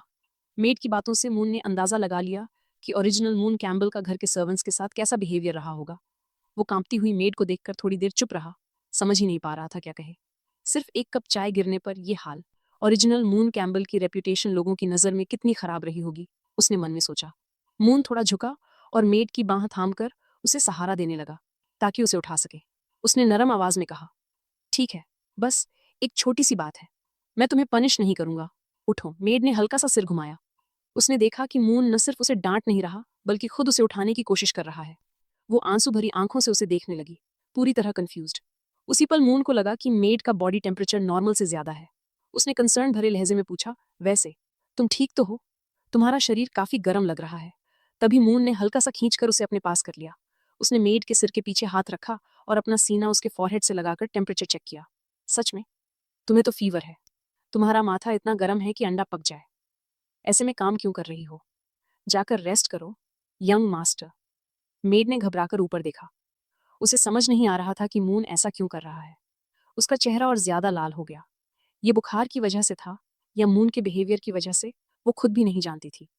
लेकिन कल यंग मास्टर का कमिंग ऑफ एज बैंक्वेट है और मैंशन में मैन पावर की ऑलरेडी कमी है। मून की आवाज उसके सिर के ऊपर से आई, फिर भी बीमार होकर काम करना अलाउड नहीं है। जैसे ही उसने मेड को छोड़ा, कॉरिडोर के दूसरे सिरे से एन आ गई। उसने मून को एक मेड के साथ खड़ा देखा और थोड़ा कंफ्यूज्ड हो गई। Young master? मून और मेड दोनों ने साथ में सिर घुमाया। आन, तुम सही टाइम पर आ गई। तभी मून को याद आया कि उसने अभी तक मेड का नाम ही नहीं पूछा था। उसने उसके कंधे को हल्का सहारा दिया और मुस्कुराते हुए पूछा, बाय द वे, तुम्हारा नाम क्या है? मेड ने खाली सी नजर से मून को देखा और धीमी आवाज में बोली, ये यंग मास्टर, मेरा नाम नोएल है। मून ने हल्के से उसके कंधे पर थपकी दी और पीछे खड़ी एन से कहा, नोएल को रेस्ट करने की व्यवस्था कर दो। अन्य ने बिना एक्सप्रेशन बदले करंट सिचुएशन समझाते हुए कहा, बट यंग मास्टर, कल रात आपका कमिंग ऑफ एज सेरेमोनी है। अभी मैंशन की हर मेड की अपनी ड्यूटी है। अगर नोएल छुट्टी लेगी तो बाकी मेड्स पर वर्कलोड काफी बढ़ जाएगा। मून ने बिना जरा भी हिचकिचाए जवाब दिया, तो बाहर से लोग हायर कर लो। हमारा ग्रैंड ड्यूक मैंशन इतना गरीब नहीं है कि कुछ एक्स्ट्रा स्टाफ भी न रख सके। वो मुड़ा और अपने कमरे की तरफ बढ़ने लगा। एन को देखते हुए उसने फर्म आवाज में कहा, यही फाइनल है। हेडमेड को बता देना, जो भी सर्वेंट बीमार है उसे रेस्ट दिया जाए और खाली पोजीशंस के लिए बाहर से लोग रिक्रूट किए जाएं। मैं नहीं चाहता कि कल के कमिंग ऑफ एज बैंक्वेट में आधे बीमार मेंटली कंफ्यूज लोग गेस्ट्स के सामने गड़बड़ करें। एन ने आंखें बंद की और हल्का सा झुककर सिर हिलाया। I understand. मैं ये आदेश हेडमेड तक पहुंचा दूंगी। मेड के मामले को सुलझाने के बाद मून बिना रुके वहां से चला गया और सीधे अपने कमरे की ओर लौट गया। अने और नोएल उसके पीछे खड़ी रहीं, मून को जाते हुए देखती रहीं, जब तक उसका सिल्हुएट मोड़ के पीछे गायब नहीं हो गया और फुटस्टेप्स की आवाज भी धीरे धीरे खत्म हो गई। नोएल ने मून की पीठ की तरफ देखते हुए उसके बिहेवियर के बारे में सोचा। उसे अभी भी थोड़ी कंफ्यूजन हो रही थी कि अभी अभी हुआ क्या था। उसने पास खड़ी एन से धीरे से पूछा, आने, मुझे याद है यंग मास्टर पहले कहते थे कि वो बाहर के गंदे आउटसाइडर्स को ड्यूक्स मैंशन में नहीं आने देना चाहते, इसलिए उन्होंने हेडमेड को एक्स्ट्रा सर्वेंट्स हायर करने से मना किया था। आज के यंग मास्टर कुछ अलग नहीं लग रहे? एन को जैसे पता था कि नोएल क्या पूछना चाहती है। उसने सीधा जवाब देने के बजाय हल्के लहजे में कहा, ज्यादा मत सोचो, यंग मास्टर के ऑर्डर्स फॉलो करो और जल्दी जाकर रेस्ट करो। नोएल अभी भी कंफ्यूज थी, लेकिन एन ने ऐसा कहा तो उसके पास मानने के अलावा कोई ऑप्शन नहीं था। ओह, ओके। वो मुड़ी और धीरे धीरे अपने कमरे की तरफ रेस्ट करने चली गई। एन वहीं खड़ी रही, जैसे कुछ सोच रही हो। फिर उसने मीनिंग भरी नज़र से कॉरिडोर के एक हिस्से की तरफ देखा। पहले के मुकाबले सच में कुछ सटल चेंजेस आ गए हैं, उसने मन में सोचा। अनकंट्रोलेबल सिचुएशन से बचने के लिए लगता है प्लान को थोड़ा एडवांस करना पड़ेगा। उधर कमरे में लौटने के बाद मून कुछ ढूंढने लगा। उसने कई ज्वेलरी आइटम्स इधर उधर फेंक दिए, फिर एक स्क्रोल उठाकर जमीन पर डाल दिया। ये नहीं और ये भी नहीं, वो बड़बड़ाया। कमरे के एक कोने में एक बड़ा सा ट्रेजर चेस्ट रखा था। मून जमीन पर घुटनों के बल बैठा और चेस्ट के अंदर घुसकर सर्च करने लगा। तरह तरह की ज्वेलरी बाहर बिखर गई। ये भी नहीं, इम्पॉसिबल है। इस गाय की मेमोरी में होना चाहिए, वो खुद से बोल रहा था। एक सुपर मैजिकल जीनियस प्रिंसेस से डील करने का एक ही तरीका है, स्पेशल साइकेडेलिक पोशन। मून ने मन में सोचा, ये चीज़ न सिर्फ बनाना मुश्किल है, बल्कि बहुत एक्सपेंसिव और टोटली प्रोहिबिटेड आइटम भी है। इसे सिर्फ एक ही जगह बेचा जाता है। मिल गया। काफ़ी देर सर्च करने के बाद आखिरकार मून को ट्रेजर चेस्ट के अंदर एक ब्लैक कार्ड मिल गया। वो चेस्ट से बाहर निकला। इस दौरान कुछ ज्वेलरी उसके सिर और कंधों पर अटक गई, कुछ जमीन पर गिर भी गई, लेकिन मून को उसकी जरा भी परवाह नहीं थी। कार्ड देखते ही उसके चेहरे पर सैटिस्फाइड स्माइल आ गई। मून के हाथ में जो ब्लैक कार्ड थी उस पर गोल्डन बॉर्डर बना हुआ था। दिखने में भले नॉर्मल लगे, लेकिन इसकी वैल्यू बहुत ज्यादा थी। ये अंडरग्राउंड ब्लैक मार्केट का वीआईपी पास था। शाम को मून एक लग्जूरियस कैरेज में बैठकर ब्राइटली लिट स्ट्रीट से गुजरा, फिर एक ब्रिज पार किया और सिटी गेट की तरफ बढ़ा। रात होने की वजह से ब्रिज और गेट के आसपास लोग कम थे। कुछ ही देर में कैरेज एक बहुत ही शानदार और आलीशान बिल्डिंग के सामने रुकी, कॉर्ड चेंबर ऑफ कॉमर्स। मून नीचे उतरा और उसके गार्ड्स पास ही खड़े रहे। उसने उन्हें कॉमली कहा, तुम लोग यहीं वेट करो, मैं थोड़ा गोल्ड सिल्वर ज्वेलरी लेने जा रहा हूँ, जो कल फादर और मदर पहन सके। कोचमैन और गार्ड्स ने सिर हिलाकर कहा, okay young master. Moon carriage के पीछे से घूमकर निकला और सावधानी से इधर उधर देखा, ये कंफर्म करने के बाद कि कोई उसे नोटिस नहीं कर रहा। उसने अपनी टाई ठीक की और चेंबर ऑफ कॉमर्स की ऑपोजिट डायरेक्शन में जाने वाले रास्ते की तरफ मुड़ गया। स्ट्रीट पर लोग आ जा रहे थे, कोई बातें कर रहा था, कोई जल्दी जल्दी अपनी डेस्टिनेशन की तरफ बढ़ रहा था। किसी ने नोटिस नहीं किया कि येलो हेयर वाला एक लड़का चुपचाप स्ट्रीट छोड़कर पास की एक नैरो पाथ में घुस गया। उस स्मॉल पाथ से होते हुए मून एम्पायर सिटी के नीचे बने सुअर में उतर गया। सुअर का पानी धीरे धीरे बह रहा था और बीच बीच में एक अजीब सी बैड स्मेल हवा में फैल रही थी। उसने कहीं से एक ब्लैक क्लोक निकाला और अपने शरीर पर डाल लिया। चलते चलते वो अंडरग्राउंड ब्लैक मार्केट में घुसने का रास्ता ढूंढने लगा। मेमोरी में जो रूट था उसके हिसाब से ये रॉयल सिटी के आउटर रिंग में बेलेंड सिटी के सुअर के काफी अंदर था। अपनी असली पहचान छुपाने के लिए उसने मास्क पहना, क्लोक की हुड से सिर ढक लिया और हाथ में मसाल पकड़े वो धीरे धीरे उसी रास्ते पर आगे बढ़ता गया जो उसे याद था। थोड़ी ही देर में उसे एक दरवाजा दिखा जिस पर कोई गार्ड खड़ा था। उसने टॉर्च उठाकर आसपास रोशनी की और कंफर्म किया, यही जगह है, यही ब्लैक मार्केट का एंट्रेंस होना चाहिए। गेट पर खड़ा आदमी भी ब्लैक क्लोक और मास्क पहने हुए था। साफ लग रहा था कि यहाँ कॉन्फिडेंशियलिटी का लेवल काफी हाई है। तभी गार्ड ने दूर से आते मून को देखकर सावधानी से पूछा, रुको तुम कौन हो? मून ने वही सीक्रेट लैंग्वेज इस्तेमाल की जो उसने याद कर रखी थी और जवाब दिया, सुअर के चूहे, यहाँ क्या कर रहे हो? फिर मून ने अपने कपड़ों में से ब्लैक कार्ड निकाला, आगे बढ़कर गार्ड को दिखाया, कैरियन की तलाश में हूँ, ये रहा मेरा पास। गार्ड ने झुककर कार्ड को ध्यान से देखा। कॉन्फर्म होते ही कि ये ब्लैक मार्केट का एक्सक्लूसिव पास है, उसने रास्ता छोड़ दिया और हल्का सा झुककर बोला, honoured guest please come in. Guard ने दरवाजा खोला। अंदर से रोशनी बाहर आई। मून की आंखें थोड़ी चौड़ी हो गईं। एक्साइटेड भी था और क्यूरियस भी। उसे बिल्कुल उम्मीद नहीं थी कि सुअर के अंदर इतनी बड़ी ब्लैक मार्केट हो सकती है। पूरा ब्लैक मार्केट एक डार्क एटमॉस्फेयर में डूबा हुआ था। जिन दुकानों में लाइट जल रही थी उनके अलावा बाकी जगह लगभग अंधेरा था। यही था एम्पायर का underground black market, Leopold underground black market. चलते हुए मून ने दुकानों के बाहर रखी अजीब अजीब चीजों को देखा। एक दुकान में शेल्फ्स पर कई बॉटल्स रखी थी जिनमें मैजिकल हर्ब्स भरी हुई थी, अलग अलग साइज, अलग अलग शेप। दूसरी दुकान के पास कई आयरन केजेस थे जिनमें फियर्स दिखने वाले मैजिक बीस्ट्स बंद थे। मून ने हैरानी से बुदबुदाया, ये सच में एक फैंटेसी वर्ल्ड को पूरी तरह दिखाता है। उसे याद आया कि यहाँ डिमियम स्लेव्स तक का ट्रेड होता है और बाद में प्रोटैगनिस्ट की टीम में से किसी ने यहीं से खरीदा था। लेकिन वो सब सेकेंडरी है, अभी मेन टास्क पर फोकस करना है। मेमोरी में दिए गए एड्रेस के हिसाब से मून को एक छोटी सी दुकान मिली। उसने दरवाजा खोला और दीवार पर लगी बेल बज उठी। डिंग। शॉप ओनर को बता दिया कि कस्टमर आ गया है। बेल की आवाज सुनते ही शॉप ओनर अपनी सीट से उठ खड़ी हुई। उसने रेड क्लोक पहन रखी थी, कैट ईयर्स लगे थे और कैट लाइक माउथ वाला मास्क पहना था। पूरी की पूरी एक रेड किटन जैसी लग रही थी। उसने हाथ हिलाकर वार्मली वेलकम किया, वाओ आज आखिरकार कोई गेस्ट आया, प्लीज अंदर आइए। फिर वो हाथों पर ठुड्डी टिकाकर मून की तरफ देखने लगी। तो बताइए यंग मास्टर क्या देखना चाहेंगे? शॉप छोटी है लेकिन यहाँ सब कुछ मिल जाता है। मून ने ज्यादा घुमाने फिराने की बजाय सीधे शॉप ओनर को बता दिया, मुझे वही वाली मेडिसिन चाहिए। शॉप ओनर को थोड़ी कंफ्यूजन हुई, वही वाली? मून ने कॉमली समझाया, जो कलरलेस और टेस्टलेस होती है, खास तौर पर विजर्ड्स के लिए बनाई जाती है और लेने के बाद कुछ घंटों तक सीधे अनकॉन्शियस कर देती है। शॉप ओनर ने थोड़ा सोचा, फिर जैसे समझ गई हो मून की तरफ इशारा करके बोली, ओह वो वाली, समझ गई। अमीर लोग ऐसे गेम्स खेलना पसंद करते हैं ना, हाँ हाँ। फिर वो अचानक प्रमोशन मोड में आ गई, वैसे मुझे कुछ अच्छे स्लेव शॉप्स पता है, चाहे तो रेकमेंड कर दूं, बस थोड़ा रेफरल फी लगेगा, मेरा नाम बताओगे तो डिस्काउंट भी मिल जाएगा। इतनी देर हो गई थी और अभी तक मेडिसिन की बात आगे नहीं बढ़ी थी। मून ने पलटकर बाहर जाने का इरादा किया, अगर यहाँ नहीं है तो मैं जा रहा हूँ। ये देखकर शॉप ओनर घबरा गई और जल्दी से हाथ बढ़ाकर बोली, अरे नहीं नहीं यंग मास्टर रुकिए। है, बिल्कुल है। दुकान में पीछे कई कैबिनेट्स थे जिनमें अजीब अजीब जर्स और मैजिकल हर्ब्स रखे थे। शॉप ओनर जल्दी से उठी, पीछे वाले कैबिनेट की तरफ गई और बोली, लेकिन ये आइटम थोड़ा रेयर है, मुझे ढूंढना पड़ेगा, प्लीज थोड़ा वेट कीजिए। वो बॉटल्स और जर्स खोल खोल कर ढूंढने लगी। मून वहीं खड़ा रहा, बाहर से शांत लेकिन अंदर ही अंदर एनालिसिस कर रहा था। इसके चेहरे और आवाज पर कैमोफ्लाज मैजिक है, इसलिए जेंडर पहचानना मुश्किल है, लेकिन टोन, बॉडी लैंग्वेज और ये फिगर देखकर लग रहा है फीमेल होगी और शायद काफी ब्यूटीफुल भी। शॉप ओनर काफी देर तक ढूंढती रही, फिर अचानक बोली, अरे नहीं, 2 बॉटल्स जो मैंने 2 दिन पहले रिफाइन की थी, याद है इसी बॉक्स में रखी थी, गई कहाँ?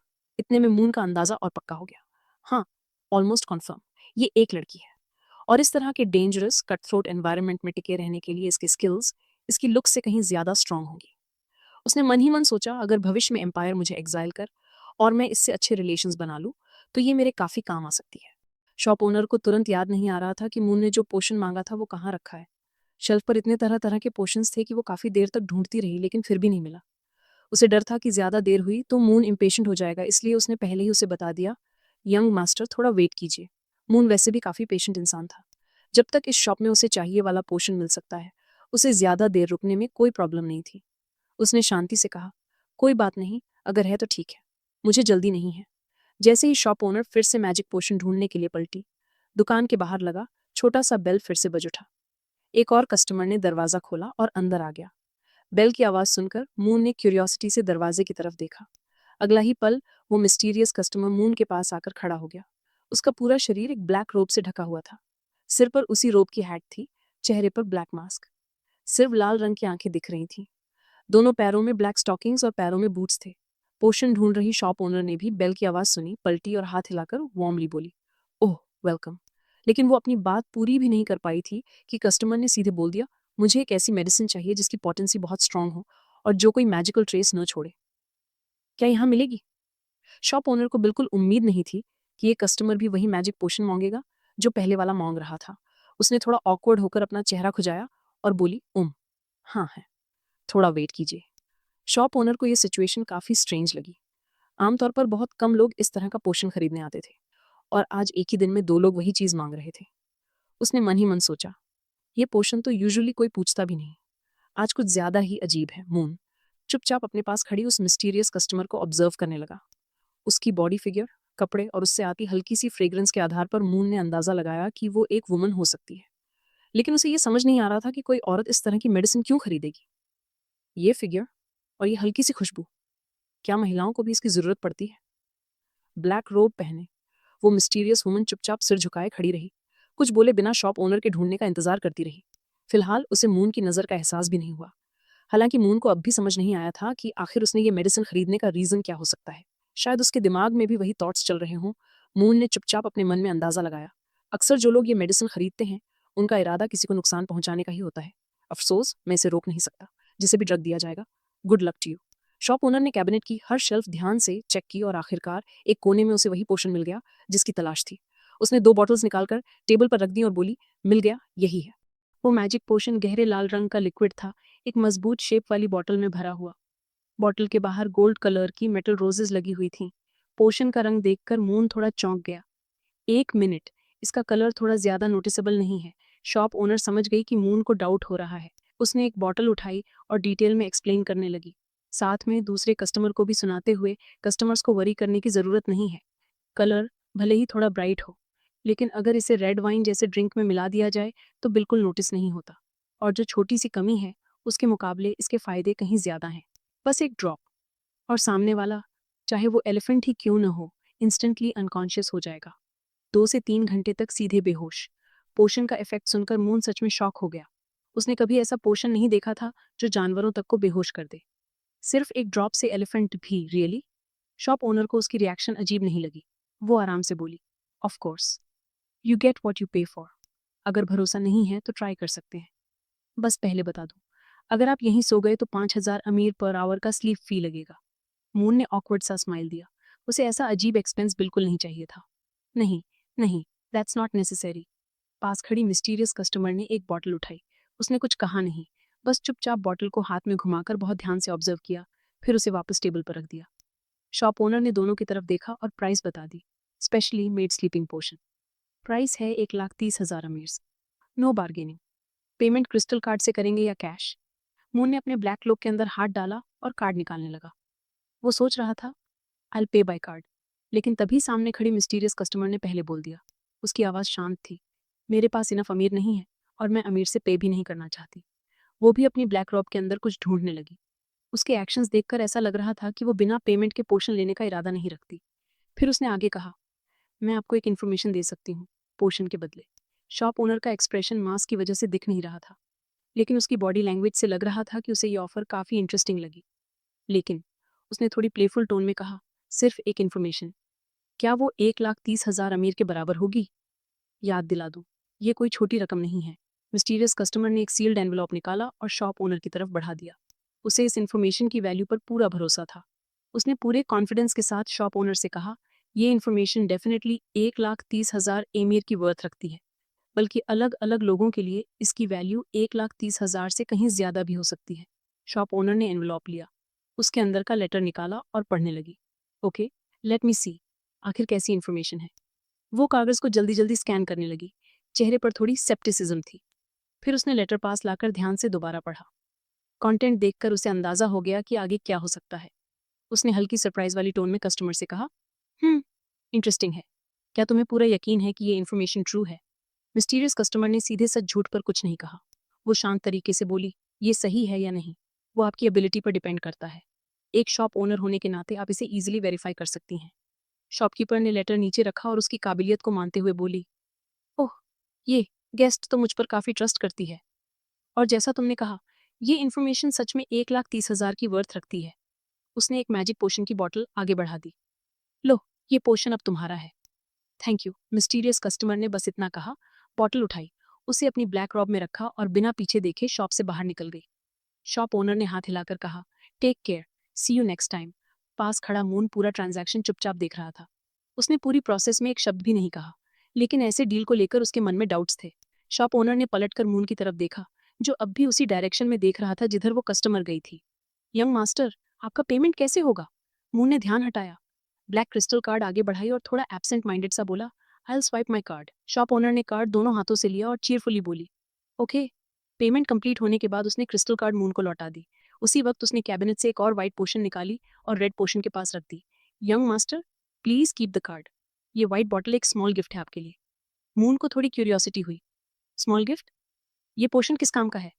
शॉप ओनर ने एक हाथ कमर पर रखा, दूसरे हाथ की उंगली हिलाई और प्लेफुल टोन में बोली, उसी काम का। बेटर रिजल्ट्स के लिए इसे रेड बॉटल के साथ यूज करना। हालांकि मून को दोनों पोशन साथ यूज करने का एग्जैक्ट इफेक्ट नहीं पता था, फिर भी उसने ज्यादा नहीं सोचा। उसकी काइंडनेस एक्सेप्ट की, दोनों बॉटल्स अपनी क्लोक में रखी और कहा, थैंक यू। उसी पल उसे वो कस्टमर याद आई जिसने इन्फॉर्मेशन के बदले पोशन लिया था। उसे क्यूरियोसिटी हुई कि आखिर ऐसी कौन सी इन्फॉर्मेशन थी जिसकी इतनी ज्यादा वैल्यू थी। By the way, shop owner, अभी जो उस औरत ने इन्फॉर्मेशन दी थी। ये देखते ही कि मून भी इंटरेस्टेड है, शॉप ओनर फुर्ती से बैठ गई, थोड़ा आगे झुकी, दोनों हाथों से अपना चेहरा टिकाया और चमकती आंखों से उसे देखने लगी। मून उसकी अचानक हरकत से चौंक गया और इंस्टिंक्टिवली एक कदम पीछे हट गया। वो एक्साइटेड होकर बोली, ओ, यंग मास्टर भी इंटरेस्टेड हैं इस इन्फॉर्मेशन में। Since we are old acquaintances, मैं आपको स्पेशल प्राइस में दे दूंगी। इतना कहकर उसने हाथ बढ़ाया और 9 का जेस्चर बनाया। मून जानता था कि ब्लैक मार्केट में प्राइसेस वैसे ही सस्ते नहीं होते। ऊपर से सिर्फ एक छोटी सी इन्फॉर्मेशन के लिए उसने बहुत ध्यान से उस इन्फॉर्मेशन की कीमत पूछी। 90,000। शॉप ओनर ने एक हाथ से इशारा किया और दूसरे हाथ से अपना मास्क ढकते हुए बिल्कुल काम आवाज में बोली, 9 लाख। ये सुनते ही मून वहीं का वहीं जम गया। अगले ही पल उसने बिना एक सेकंड सोचे पीछे मुड़कर सीधे दरवाजे की तरफ चलना शुरू कर दिया। नो थैंक्स, इतनी सी इन्फॉर्मेशन के लिए इतना पैसा खर्च करना बिल्कुल वर्थ इट नहीं है। मून ने आंखें बंद कर लीं। इतनी ज्यादा कीमत सुनकर वो पूरी तरह स्पीचलेस हो गया।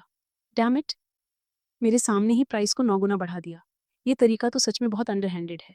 उसने मन ही मन सोचा, ये ब्लैक मार्केट पूरी तरह प्रॉफिट के पीछे भागने वाले लोगों से भरी हुई है। इवन अगर मैं पैसा खर्च कर भी दूं, तो फ्यूचर में ये लोग मेरी मदद करने की बजाय शायद और मुश्किलें ही खड़ी कर दें। कोऑपरेशन के लिए मुझे किसी ऑनेस्ट और ट्रस्टवर्दी इंसान को ढूंढना होगा। उसने दरवाजा खोला और सीधे बाहर निकल गया। पीछे से शॉप ओनर ने हाथ हिलाते हुए चीयरफुल अंदाज में कहा, take care young master, next time फिर जरूर आइएगा। ये कंफर्म करने के बाद कि शॉप के अंदर अब कोई नहीं है और कुछ देर तक कोई आने वाला भी नहीं, शॉप ओनर ने अपनी टोपी उतार दी। उसके लंबे काले बाल बाहर फैल गए। फिर उसने अपना मास्क भी हटा दिया और खुद से बुदबुदाई, मुझे तो लगा था कि कल सिर्फ कैम्बल फैमिली के उस बेकार यंग मास्टर का कमिंग ऑफ एज सेरेमोनी है, लेकिन मुझे ये उम्मीद नहीं थी कि थर्ड प्रिंसेस भी वहां आएगी। उसने हल्की सी सांस ली, और ऐसे क्रिटिकल मोमेंट पर मैन पावर की कमी की वजह से ड्यूक्स मैंशन को आउटसाइडर्स रिक्रूट करने पड़ रहे हैं। आह, ये इन्फॉर्मेशन अब किसे बेचूं? सच में टेंशन हो रही है। मास्क हटते ही सामने एक यंग और ब्यूटीफुल लड़की का चेहरा दिखाई दिया। दरअसल इस शॉप की असली पहचान एक स्टूडेंट की है, और उसका नाम अन्ना कैबलिन है। अन्ना ने मास्क हाथ में पकड़े हुए किसी बात को इंटरेस्ट से सोचते हुए मिस्चीवस स्माइल दी। मुझे याद है कि सेकंड प्रिंस हमेशा अपनी टैलेंटेड सिस्टर से नफरत करता आया है, और डूक रेमंड तो वैसे भी ग्रैंड ड्यूक कैम्बल का पुराना राइवल है। उसने होठों पर उंगली रखते हुए मुस्कुराकर कहा, ये सिचुएशन तो बहुत इंटरेस्टिंग है। क्यों ना दोनों साइड्स को इन्फॉर्मेशन बेच दी जाए, प्लेइंग बोथ साइड्स। मैं सच में काफी बैड हूँ। समय धीरे धीरे बीत गया और अगली रात आ पहुंची, मून की कमिंग ऑफ एज सेरेमोनी की रात। तारों और चांद की रोशनी में पूरा डूक कैम्बल का मैंशन नहाया हुआ था। ये डूक मैंशन का बैकयार्ड था। रास्तों पर कई नोबल सजे धजे आपस में बातें करते हुए मून की सेरेमोनी अटेंड करने आ रहे थे। मैंशन के अंदर भी नोबल्स हंसते बोलते हुए आज रात की कमिंग ऑफ एज सेरेमोनी की अरेंजमेंट्स पर डिस्कशन कर रहे थे। ग्रैंड ड्यूक रॉन और मून दोनों मुस्कुराते हुए हर गेस्ट का स्वागत कर रहे थे। मून हर एक के सामने झुककर पॉलाइटली ग्रीटिंग्स दे रहा था। तभी एक मार्किस अपनी बेटी के साथ आगे आया। मार्किस ने प्यार से अपनी बेटी के कंधे पर हाथ रखा और स्माइल के साथ कहा, ड्यूक, ये मेरी तीसरी बेटी है, आओ ड्यूक को ग्रीट करो। मार्किस की बेटी काफी नर्वस और शाय लग रही थी। उसने सिर झुकाया, हल्का सा झुकी और धीमी आवाज में बोली, मैं ग्रैंड ड्यूक कैम्बल से मिली हूँ। लेकिन जब उसने सिर उठाकर मून की आंखों में देखा, तो उसकी आंखों में खुशी नहीं थी, बल्कि साफ तौर पर डर झलक रहा था। उसने हल्के से अपना हाथ मुंह पर रख लिया। उसका शरीर बेकाबू कांप रहा था। मून ने भी उस पल उसकी आंखों से उसके इमोशंस महसूस कर लिए, लेकिन वो भी कुछ कह नहीं पाया। मार्किस की बेटी अचानक मुड़ी, अपनी स्कर्ट उठाई और आंखें बंद करके भागने लगी। भागते भागते वो बोली, मेरी माँ मुझे बुला रही है, सॉरी, मैं अभी चलती हूँ। मार्किस अपनी बेटी को इस तरह अचानक और बिना शिष्टाचार के भागते देख काफी एम्बेरस्ड हो गया। ग्रैंड्यूक और मून दोनों उसे यूं भागते हुए बस देखते रह गए। वो समझ ही नहीं पाए कि आखिर हुआ क्या। मार्किस ने ऑकवर्ड होकर अपना सिर खुजलाया और मून से माफी मांगी। सॉरी मून, मेरी बेटी काफी शाय है, उसकी तरफ से मैं माफी चाहता हूँ। मून ने हाथ हिलाकर इशारा किया कि उसे उसकी बेटी के बिहेवियर से कोई फर्क नहीं पड़ा। वो हल्की मुस्कान के साथ बोला, कोई बात नहीं, मैंने दिल पर नहीं लिया, हम ठीक से ग्रीट भी नहीं कर पाए, कृपया बैठिए। मार्किस को विदा करने के बाद मून फिर से मुस्कुराते हुए बाकी मेहमानों का स्वागत करने लगा। लेकिन वो साफ महसूस कर सकता था कि ड्यूक्स मैंशन के अंदर का एटमॉस्फेयर कुछ सही नहीं है, जैसा उसने सोचा था। सिर्फ मार्किस की बेटी ही नहीं, लगभग सभी लोगों की नजरें वैसी ही थीं। उसके सामने लड़की के यूं भाग जाने से सीन में हल्का सा डिस्टर्बेंस हो गया था। सबकी आंखें मून पर टिकी थीं, उनमें डिस्ट्रस्ट और कुछ में तो साफ डिस्गस्ट भी दिख रहा था। साफ था कि लोग उससे डरते थे और उसे पसंद नहीं करते थे। मून ने हल्की सी सांस भरी। उसने आंखें बंद कीं, एक हाथ से माथा थाम लिया। उसके चेहरे पर हेल्पलेस एक्सप्रेशन था। ओरिजिनल मून कैम्बल के किए हुए कामों के लिए उसके पास भी कोई चॉइस नहीं थी। आखिरकार सब कुछ ओरिजिनल ओनर की खराब रेप्यूटेशन की वजह से ही है, उसने मन ही मन सोचा। तभी ग्रैंड ड्यूक ने मून के इमोशंस को महसूस किया। उन्होंने आगे बढ़कर उसके सिर पर हाथ रखा और उसे कंफर्ट दिया। हल्के और रिलैक्स्ड टोन में बोले, आज तुमने बहुत अच्छा किया। मून ने हैरानी से सिर उठाया और अपने पिता को देखा।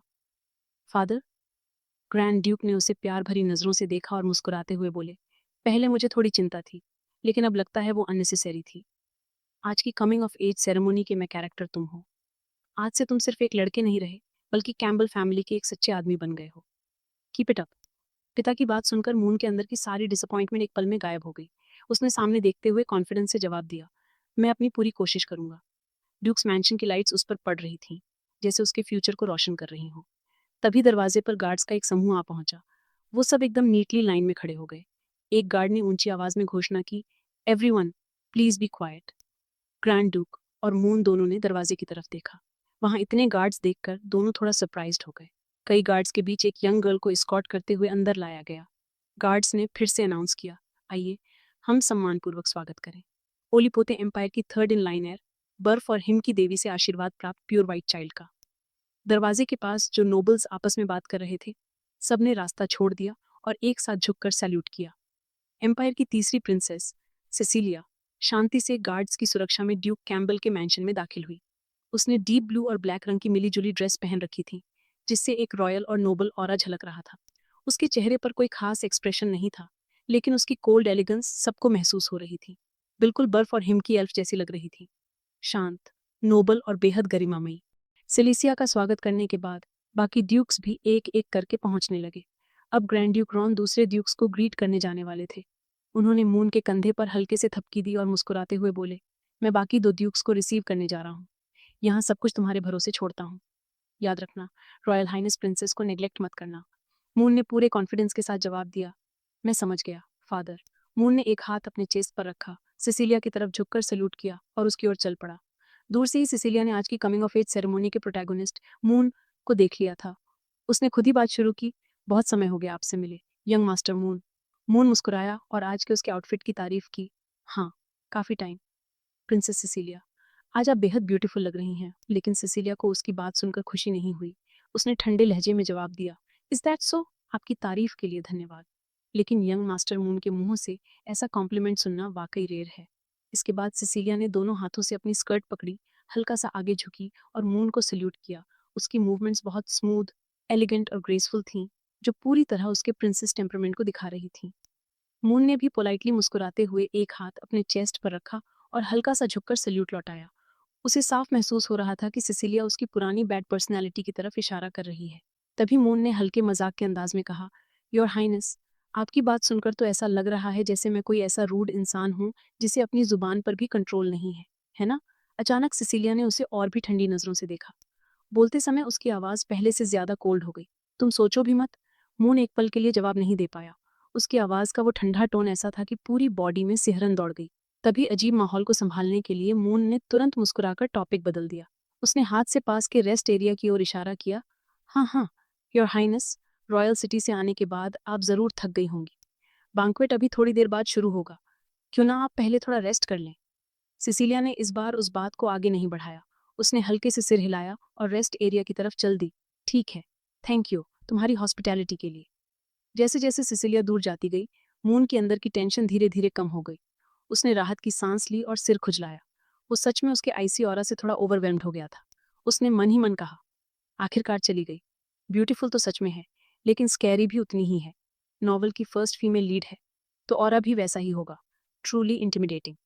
सिसिलिया रेस्ट एरिया की तरफ जाते हुए रास्ते में दो और नोबल से मिली। दोनों ने उसे सम्मान से झुककर ग्रीट किया और उसने भी अपनी स्कर्ट का किनारा हल्का सा उठाकर जवाब दिया। लेकिन उसका ध्यान अब भी मून के वर्ड्स, उसके बिहेवियर और उसके बोलने के तरीके पर ही था। उसे साफ महसूस हो रहा था कि आज का मून पहले से कुछ अलग है। आज का मून मुझे पहले से थोड़ा डिफरेंट लग रहा है। सिसिलिया ने हल्के से अपना सिर घुमाया और चुपचाप मून की तरफ देखा, जो अब भी वहीं खड़ा होकर मेहमानों को रिसीव कर रहा था। उसके चेहरे पर थोड़ी उलझन थी। उसने मन ही मन सोचा, क्या ये इसलिए है कि वो आज थोड़ा ज्यादा पोलाइट हो गया है? उसी समय भीड़ में हलचल सी हुई और अंदर से कुछ धीमी धीमी बातचीत की आवाजें आने लगीं। इससे मून का ध्यान खिंच गया। हालांकि आवाजें बहुत धीमी थीं, लेकिन मून साफ साफ सुन पा रहा था कि नोबल्स क्या बातें कर रहे हैं। उसने कान लगाकर ध्यान से सुना। मुझे यकीन नहीं हो रहा कि वो इलिजिटिमेट डॉटर भी यहाँ आ गई है। क्या वही है जिसने हाल ही में अपने बेटरुड पार्टनर से ड्यूअल किया था? सुना है ड्यूक बुगार्ड ने अभी अभी उसे एयर की पोजीशन सौंप दी है। अरे भगवान, ये न सिर्फ इलिजिटिमेट चाइल्ड है बल्कि एक वुमन भी है। फिर ये अर्लडम इनहेरिट करने के लायक कैसे हो सकती है? मून ने तुरंत दरवाजे की तरफ देखा। जिन लोगों की बात नोबल्स कर रहे थे, वे अंदर आ चुके थे। मुझे समझ नहीं आता ड्यूक बुगार्ड क्या सोच रहे हैं। वो दुख भी यहाँ है? उसे यहाँ मत आने देना। दरवाजे से दो लड़कियां साथ साथ अंदर आईं, एक लंबी और एक थोड़ी छोटी। दरवाजे के दोनों ओर खड़े नोबल्स उन्हें अनफ्रेंडली नजरों से देख रहे थे। हालांकि लोग धीमी आवाज में उनकी चर्चा कर रहे थे, लेकिन वो दोनों बिल्कुल इंडिफरेंट लग रही थी। मून ने उन्हें ध्यान से देखा। इन दोनों में से वो खास तौर पर एक को बहुत अच्छी तरह जानता था, खासकर बाईं तरफ खड़ी लंबी लड़की को। आखिरकार वो आ ही गई। वही थी ओरिजिनल स्टोरी की ट्रू प्रोटैगोनिस्ट, इस दुनिया की अल्टीमेट गर्ल ओवरलॉर्ड, एरियल बुगार्ड। बाईं तरफ खड़ी लंबी लड़की ब्रेव एरियल बुगार्ड थी और उसके दाईं ओर खड़ी थी होली मेडन लिया एंजल। क्योंकि दोनों फॉर्मल अटायर में नहीं थी, इसलिए वो बाकी नोबल्स के बीच अलग ही नजर आ रही थी। लेकिन एरियल को इन सब बातों से कोई फर्क नहीं पड़ा। उसने अपनी बाहें चेस्ट पर बांध रखी थीं और कोल्ड एक्सप्रेशन के साथ आगे बढ़ रही थी। लिया को भीड़-भाड़ वाली जगह से थोड़ा डर लग रहा था। वो एरियल के कपड़े को हल्के से पकड़े हुए थी और उसके पीछे छिपने की कोशिश कर रही थी। एरियल ने हाथ उठाकर मून को कैजुअली ग्रीट किया। Hey, young master Moon, we meet again. आप कैसे हैं? मून मुस्कुराया और हाथ उठाकर पोलाइटली ग्रीट करने ही वाला था कि अचानक उसके बगल से एक मोटा नोबल जो चश्मा लगाए हुए था आगे आ गया। वो बहुत एक्साइटेड होकर एरियल की तरफ उंगली दिखाते हुए ऊंची और बदतमीज आवाज में बोला, तुम जैसी नीच इलिजिटिमेट डॉटर हमारे यंग मास्टर मून से बात कैसे कर सकती हो? मून ये देखकर पूरी तरह स्टन्ड हो गया। वो एकदम फ्रीज हो गया और उसे तुरंत महसूस हुआ, अगर इस नोबल को बोलने दिया तो कोई बहुत बड़ा बवाल हो जाएगा। Shut up, you idiot. Moon घबराए हुए एक्सप्रेशन के साथ तुरंत उस मोटे नोबल पर झपटा और अपना हाथ उसके मुंह पर रख दिया ताकि वो आगे कुछ न बोल सके। वो नोबल मून की इस हरकत से बुरी तरह चौंक गया। उसने हाथ पैर मारने शुरू कर दिए। उसे बिल्कुल उम्मीद नहीं थी कि मून अचानक ऐसा करेगा। एरियल सामने का सीन देखकर कुछ देर के लिए स्पीचलेस रह गई। मून ने ऑकवर्ड सा स्माइल फोर्स किया, एक हाथ से नोबल का मुंह दबाए रखते हुए, और घबराई हुई आवाज में एरियल से बोला, मैं हाल ही में ठीक हूँ, मिस एरियल बुगार्ड। मेरी चिंता करने के लिए धन्यवाद। मून के इस अचानक बदले हुए बिहेवियर और पोलाइट जवाब से एरियल हैरान रह गई। वो यकीन ही नहीं कर पा रही थी। हैं? ये? उसने सिर झुकाया, हाथ से मुंह ढका और सोचने लगी, ये क्या हो गया है? ये लड़का आज मुझे लोली इलिजिटिमेट गर्ल नहीं कह रहा। जिसका दिमाग न्यूक्लियस जितना छोटा था, वो आज मेरा पूरा नाम याद रख पा रहा है। क्या इसे सच में अक्ल आ गई है या फिर कोई कंस्पिरेसी चल रही है? लिया भी इस पूरी सिचुएशन को देखकर पूरी तरह कंफ्यूज्ड थी। लिया ने एरियल को चिंता भरी आंखों से देखा। मून अचानक लिया के पास गया। मून ने बहुत ही पोलाइट तरीके से अपना हाथ आगे बढ़ाया और बड़े रिलैक्स्ड अंदाज में उससे कहा, आप पक्का मिस लिया होंगी। लिया उसकी इस अचानक हरकत से चौंक गई। उसने डर और हैरानी के साथ उसकी तरफ देखा और बोली, आह, यंग मास्टर मून को मेरा नाम पता है? मून थोड़ा नीचे झुका और हाथ आगे करते हुए चेहरे पर एक प्यारी सी मुस्कान के साथ बोला, बिल्कुल। भला मैं आज रात की इतनी इंपॉर्टेंट गेस्ट का नाम कैसे नहीं जानूंगा? मिस लिया एंजल। मून बस फ्रेंडली तरीके से हाथ मिलाना चाहता था, लेकिन तभी एरियल ने जोर से उसका हाथ झटक दिया। मून एरियल के इस बिहेवियर से थोड़ा दंग रह गया और उसे खाली नजरों से देखने लगा। एरियल ने उसकी तरफ शक भरी नजरों से देखा और रूखे लहजे में कहा, तुम क्या करने की कोशिश कर रहे हो? उसे शायद गलतफहमी हो गई थी कि मून ली के साथ कुछ अजीब हरकत करने वाला है, जबकि हकीकत में उसने ऐसा कुछ नहीं किया था। ली इन दोनों को बड़ी घबराहट के साथ देख रही थी। उसे माहौल थोड़ा अनईजी लग रहा था। पास खड़े बाकी नोबल्स ने जब एरियल की आवाज सुनी तो वे सब उनकी तरफ देखने लगे। एरियल गुस्से में मून के एकदम करीब आ गई। उसका शरीर मून के सीने से सट गया। मून को लगा कि उसका गुस्सा जरूरत से ज्यादा है, इसलिए वो थोड़ा पीछे हट गया। उसने घबराते हुए कहा, मिस एरियल। इससे पहले कि वो अपनी बात पूरी करता, एरियल गुस्से में चिल्लाई, मून कैंपबेल, मेरी बात ध्यान से सुन लो। उसने नफरत भरे चेहरे के साथ मून के कंधे पर जोर से हाथ मारा और बोली, मैं यहाँ सिर्फ तुम्हारे पिता की इज्जत की खातिर आई हूँ। मुझे नहीं पता तुम्हारा क्या प्लान है, पर जो करना है मुझ पर करो। अगर तुमने ली के खिलाफ कुछ भी करने की सोची तो मैं तुम्हें कभी नहीं छोड़ूंगी। मून को चेतावनी देने के बाद एरियल बिना पीछे मुड़े हॉल की तरफ चल दी। उसने पीछे खड़ी ली से कहा, ली, चलो यहाँ से। ली ने हकबकाते हुए जवाब दिया और जाते जाते मुड़कर मून की तरफ देखा। मून ने उन्हें जाते हुए देखा और कुछ नहीं कहा। उसने अपने सीने पर हाथ फेरते हुए खुद को शांत करने की कोशिश की। उसने आंखें बंद की और मन ही मन मुस्कुराते हुए कहा, आह, लगता है पुराने मून कैंपबेल और इसके बीच की गलतफहमी बहुत ही गहरी है। फिर वो मुड़ा और दूसरी मंजिल की तरफ चल दिया। उसे अपनी कमिंग ऑफ एज स्पीच की तैयारी करनी थी। अब उसके चेहरे पर एक सुकून भरी मुस्कान थी और उसे आगे की कोई चिंता नहीं थी। खैर छोड़ो, बस ये रात गुजर जाए, फिर हमारी किस्मत दो पैरेलल लाइंस की तरह अलग हो जाएगी। तुम अपनी दुनिया की सेवियर बनना और मैं अपना मजदूर। हम दोनों का फ्यूचर उज्जवल होगा, मिस फिनिक्स ओवरलॉर्ड। जल्द ही मून की कमिंग ऑफ एज सेरेमनी शुरू हुई। शुरुआत उसकी स्पीच से हुई। वो अपने मम्मी पापा के साथ दूसरी मंजिल के ऑब्जर्वेशन डेक पर खड़ा हुआ। उसने सभी नोबल्स को झुककर सलाम किया और बोलना शुरू किया। नीचे खड़े सभी लोग उसे गौर से सुन रहे थे। मेरे प्यारे माता पिता के मार्गदर्शन में। मून ने अपने सीने पर हाथ रखा और बड़े फर्म अंदाज में सामने देखा। जब भी वो अपनी बात पूरी करता, पीछे खड़े उसके माता पिता मुस्कुराते और तालियां बजाते।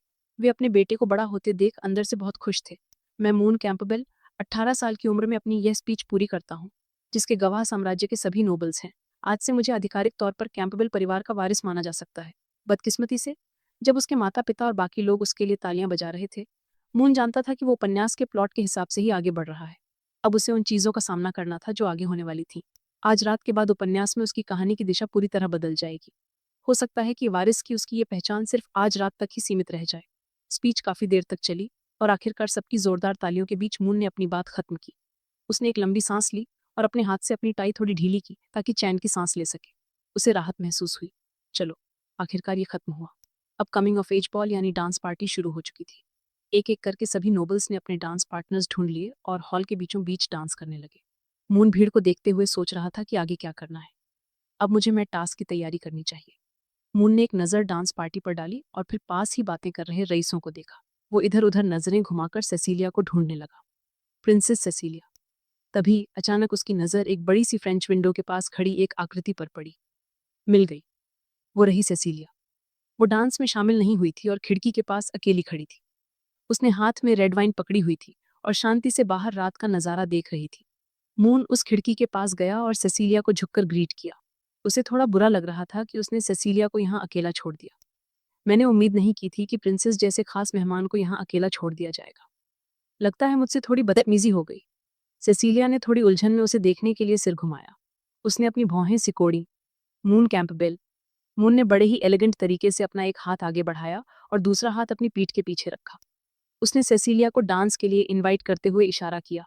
पता नहीं मैं इतना लकी हूं या नहीं कि आपको अपने साथ डांस के लिए इनवाइट कर सकूं।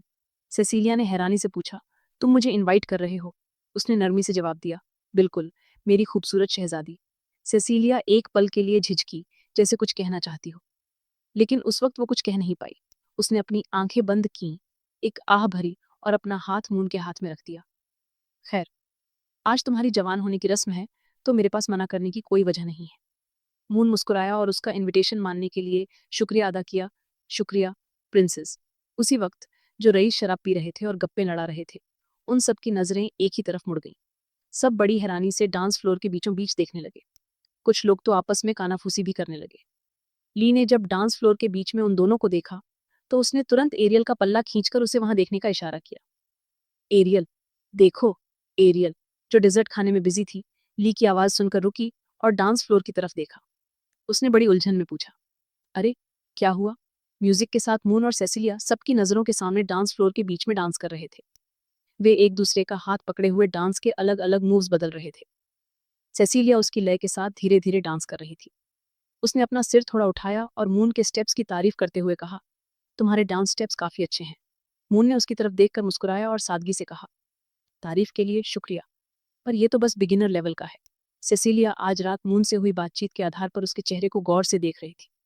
उसे पक्का यकीन हो गया था कि मून पहले के मुकाबले काफी बदल गया है। तुम वाकई थोड़े बदल गए हो, मून कैंपबेल। मून को उसकी बात पर थोड़ा शक हुआ। किस मामले में? क्या मैं किसी रईस की तरह बर्ताव नहीं कर रहा?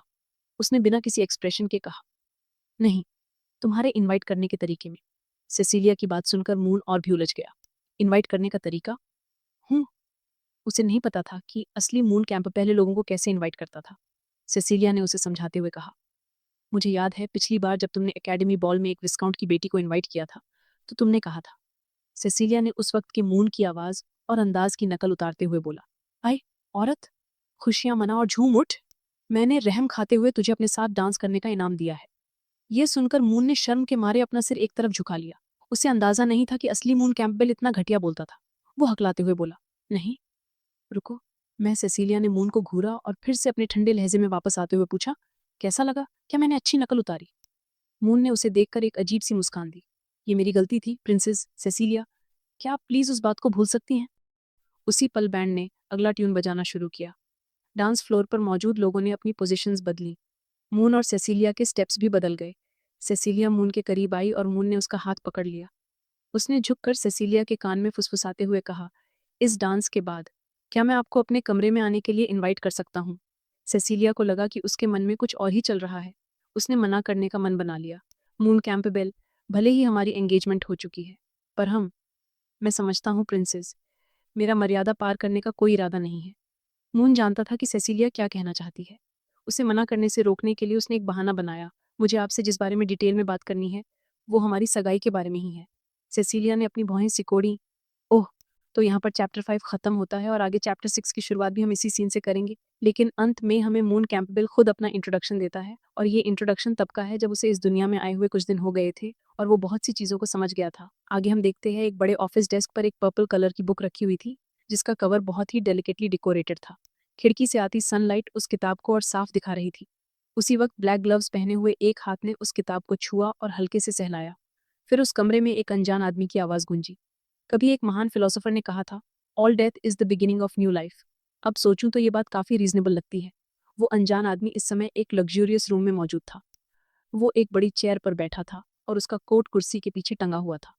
उसने डेस्क से वो पर्पल बुक उठाई और अपना इंट्रोडक्शन दिया। मेरा नाम मून है। पूरा नाम मून कैम्बल। फिलहाल यही मेरा नाम है। उसी पल खिड़की से आती रोशनी में मून का चेहरा साफ दिखाई दिया। उसके ब्लॉन्ड हेयर और ब्लू आइज थे। वो एक हाथ से अपनी चिन पकड़े हुए था और दूसरे हाथ में किताब। उसकी मूवमेंट्स काफ़ी ग्रेसफुल थी, बिल्कुल किसी ब्यूटीफुल बॉय की तरह। मून आगे अपनी आइडेंटिटी के बारे में बताने लगा। हाँ, मैं एक ट्रैवलर हूँ और मेरा ट्रैवल करने का तरीका थोड़ा स्पेशल है। मून के ब्लॉन्ड और यंग दिखने की वजह उसकी पास्ट लाइफ की एक अनएक्सपेक्टेड घटना से शुरू होती है। शाम के वक्त एक शरारती सा छोटा किटन एक बड़ी रोड पर आ गया। वो खुशी खुशी सड़क पर खेल रहा था। तभी एक बड़ा रेड लॉरी वहां से गुजरने वाला था। एक लड़की जो स्कूल यूनिफॉर्म में थी, ये सीन देखकर तुरंत सड़क की तरफ दौड़ी और किटन को बचाने के लिए उस पर झपट पड़ी। मून की आवाज़ फिर सुनाई दी। मेरा ट्रैवल करने का तरीका काफ़ी क्लासिक और थोड़ा आउटडेटेड है। लड़की ने किटन को अपनी बाहों में उठा लिया, लेकिन उसी समय डंप ट्रक सीधे उनकी तरफ बढ़ रहा था। लड़की ने किटन को कसकर पकड़ लिया, घुटनों के बल बैठ गई और सामने आती ट्रक को देखकर शॉक में आ गई। उसे समझ ही नहीं आ रहा था कि क्या करे। यहाँ प्रोटैगोनिस्ट एक लड़की थी, तो सवाल उठता है, मून का इससे क्या कनेक्शन है? तो कहानी के बीच में मून अचानक सामने आता है और थोड़ा सिर टेढ़ा करके देखता है, जैसे पूछ रहा हो, हूँ, ऊपर जो पर्सन है वो लड़की क्यों है? कोई ब्रदर नहीं। अब वापस उसी सीन पर चलते हैं। डंप ट्रक के ड्राइवर ने देखा कि कुछ लोग समय पर नहीं हट पाए, तो उसने स्टीयरिंग व्हील अचानक मोड़ दिया। लेकिन बदकिस्मती से ट्रक सड़क किनारे मिट्टी की दीवार से टकरा गई। जोरदार टक्कर के कारण लॉरी में आग लग गई और पूरी ट्रक फ्लेम्स में घिर गई। ड्राइवर के सिर से काफी ज्यादा खून बह रहा था। वो बुरी तरह इंजूर्ड हो चुका था और बेहोश होकर स्टीयरिंग व्हील पर झुक गया। उसका पूरा शरीर आग से घिरा हुआ था। हाँ, मून बोला, पीले बालों वाला और नीले वर्क क्लोथ्स पहना हुआ वो आदमी मेरी पास्ट लाइफ था। वो ट्रक ड्राइवर जो एक छोटे किटन को बचाने के लिए खुद दीवार से टकरा गया, वो मैं था। इसी तरह मून की सोल रियल वर्ल्ड से निकलकर एक लाइट नॉवल वर्ल्ड में पहुंच गई। मैं उसी लाइट नॉवल की दुनिया में आ गया जो मैं मरने से पहले पढ़ रहा था। ये एक मैजिकल वर्ल्ड थी, जहाँ सोर्ड और मैजिक मौजूद थे। Continent of Mayas. सामने एक बहुत ही शानदार कैस्टल था, ग्रैंड और गॉर्जियस डेकोरेशन के साथ। ये कास्टल ड्यूक ऑफ कैम्बल का था। पास्ट लाइफ में जहां मून एक मिडिल एज्ड कॉर्पोरेट स्लेव था, जो रोज जी तोड़ मेहनत करता था, अब वो एम्पायर के 4 ड्यूक्स में से एक ग्रैंड ड्यूक कैम्बल का इकलौता बेटा था। कैस्टल के अंदर एक ब्लॉन्ड वुमन मून को खुशी खुशी अपनी बाहों में कसकर पकड़े हुए थी और प्यार से उसके सिर पर हाथ फेर रही थी। मून थोड़ा ऑकवर्ड हो गया, लेकिन इस सिचुएशन से निकल भी नहीं पा रहा था। उसी समय एक आदमी चुपचाप उनके पीछे खड़ा था। उन दोनों को प्यार भरी नजरों से देखते हुए मून सोचता है कि इस दुनिया में हाई स्टेटस माने जाने वाले ड्यूक और डचेस ही उसके पेरेंट्स हैं, जो उसे बहुत प्यार करते हैं। ये मून के फैमिली बैकग्राउंड का छोटा सा इंट्रोडक्शन था। इसके बाद मून एक एक करके उन लोगों के बारे में बताता है जिनसे वो मिला है। सबसे पहले एम्पायर की थर्ड प्रिंसेस, जिसे प्योर वाइट गर्ल और फ्यूचर क्वीन ऑफ आइस कहा जाता है। मून जिस थर्ड प्रिंसेस की बात कर रहा है उसका नाम सिसिलिया लियोपोल्ड है। उसके लंबे व्हाइट हेयर और ब्लू आइज हैं। उसने एक व्हाइट ड्रेस पहनी हुई है जो उसकी फिगर को परफेक्टली शो करती है और एक प्रिंसेस वाला ग्रेसफुल ऑरा देती है। ये जेंटल और एलिगेंट प्रिंसेस आगे चलकर मून की जिंदगी की सबसे इंपॉर्टेंट पर्सन बनने वाली है। She is my future wife, moon कहता है। वो जमीन पर शाही तरीके से बैठी है, नजरें चुराए हुए, लेकिन आंखों में थोड़ी एक्सपेक्टेशन भी है, जैसे उसका एक ऐसा साइड हो जो लोग अभी नहीं जानते। इसके बाद जिस लड़की का इंट्रोडक्शन होता है उसका नाम एना केबलिन है। उसके लंबे ब्लैक हेयर हैं और बाईं तरफ रेड हेयर टाई बंधी हुई है। उसने रेड स्टूडेंट यूनिफॉर्म पहना है, साफ पता चलता है कि वो स्टूडेंट है। वो अपना गाल उठाकर सामने देखती है। उसकी मूवमेंट्स काफी क्यूट हैं। उसे ब्लैक विच ऑफ सैंटा मरिया कहा जाता है। वो एक सुपर ब्यूटीफुल गर्ल है और साथ ही एंशिएंट पोशन सोसाइटी की प्रेसिडेंट और लाइब्रेरियन भी है। वो मून की सबसे रिस्पेक्टेड स्कूलमेट है, उससे एक लेवल सीनियर। हालांकि मून उसे बहुत रिस्पेक्ट करता है, लेकिन इतनी लवली एना का भी एक अननोन साइड है। देखो, वो एक फेदर पकड़कर मून को टीज कर रही है, जो उसकी गोद में पपी की तरह लेटा है। वो उसे टीजिंग एक्सप्रेशन से देख रही है। मून के मुंह में एक बोन है और उसका एक्सप्रेशन बिल्कुल ब्लैंक है, चेहरा थोड़ा खराब सा लग रहा है। वैसे एना को दुनिया का स्ट्रॉन्गेस्ट ह्यूमन भी कहा जाता है। इसके बाद एक और लड़की आती है जो मेज रोबा और ब्लैक ड्रेस पहने हुए है। उसका नाम मिया डाइल। दिखने में वो छोटी लगती है, लेकिन अलग अलग तरह की मैजिक मास्टर कर सकती है। सफेद बाल और रेड आइज वाली ये लड़की मून की मेंटोर है।